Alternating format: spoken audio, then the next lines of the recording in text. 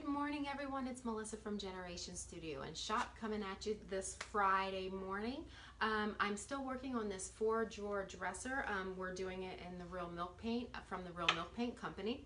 And I have a lot of projects going on here, so I need to get this one finished and tidied up here a little bit because I'm moving in a full dining room set tomorrow with all the chairs and everything, and I have a kitchen going, so I need to maneuver things around. To some, this may look like a hot mess right now because I have a lot of things on this on the dresser, but just with my medical issues and stuff, it's just been put on hold for a little bit. So anyway, this is part 5 of this. You can go back and look at the other parts on where we've come so far with this dresser.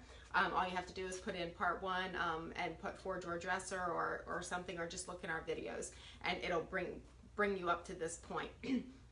Now, what I have going on today, I know I mentioned to you guys keeping the old hardware. I am still keeping the old hardware, so I took all the screws and everything out of it, and I have it cooking. I don't know if you guys can see back here, but I have an old crock pot that I use specifically for cooking my hardware, to cleaning it up and everything. And what I'll do is I'll just cook it in there for a couple hours.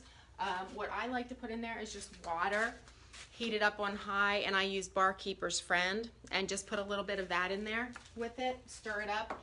So that stuff has been cooking. I will turn it off, let it cool down, and then scrub it with a toothbrush and we'll be good to go. And at that point, I'm going to decide whether I want to spray paint it, you know, to a different color or not. I think I am leaning towards that, but it just depends. Here's the, in case you haven't gone back to look, this is the hardware.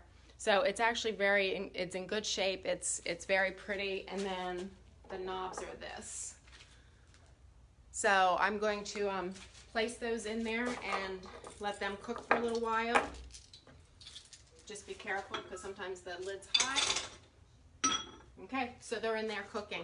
For some reason, I thought I put them in there. Now, one thing about milk paint that's really great, we are using Riverstone for this 4-drawer dresser, and I only mixed up maybe half of this container, and I don't know why, but you seem so far away from me today. I only mixed up about half of this container to start out with, and I got 2 coats on most every part of this, but as you can see, I've run out. And the great thing about milk paint is you can go back and just mix up as much as you need at any time. So I'm going to use the same container. I'm not going to wash it out or anything. I'm going to take about a level, I think this is about 2 tablespoons. I think that's what that measures out to. Just make sure that you dry your scooper out before dipping it into your dry milk paint. And I'm going to put the same amount of the powdered milk paint in with the water. This already has the marble in it. As you know, the Real Milk Paint, they all come with 1 marble and is to use as an agitator. So I'm just going to go ahead and put the lid back on and shake this a while, just to let you know what else I have going on. There's a little bit of detail. It's actually a pretty plain looking 4-drawer dresser, but one of the drawers has a little bit of detail, and I thought it would be fun to make that a different color. So I've already mixed up 2 different colors, and I didn't want it to be really bold or anything like in your face. I just wanted it to be a little bit different. So what I did was I went ahead and mixed up just a tablespoon of the French gray and a tablespoon of the black iron the same way. I'm not shaking it since it was such a little amount. I just put it in these little containers and stirred it with my stick. So I'm going to be doing that today on the drawer, and then I'll use the rest of this to finish where I didn't get 2 coats on yet. And then after that, we are going to be using good old brown wax. I will distress it in certain little areas first, just around the high edges as where you always want to distress, and then we're going to use the good old brown wax to wax the piece and seal everything. At the very end, sorry, you guys are probably just hearing me shake this. At the end, I'm going to go ahead and finish the top, and I'm going to use a golden pine on that. So I will film that as I do that as well. But for right now, that's what we're doing today.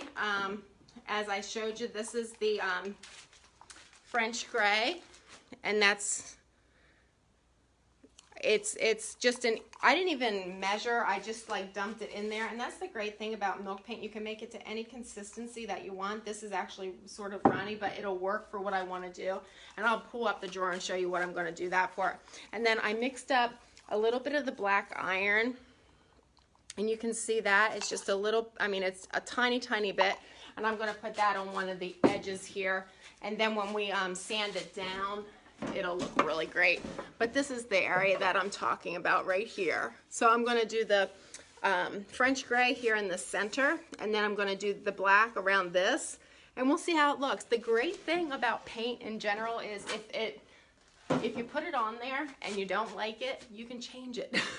And it is so easy to change out. So that's where we're at today. And I'm going to start doing that, and I'll see you guys back on the flip side, okay? You guys have a wonderful Friday. Take care.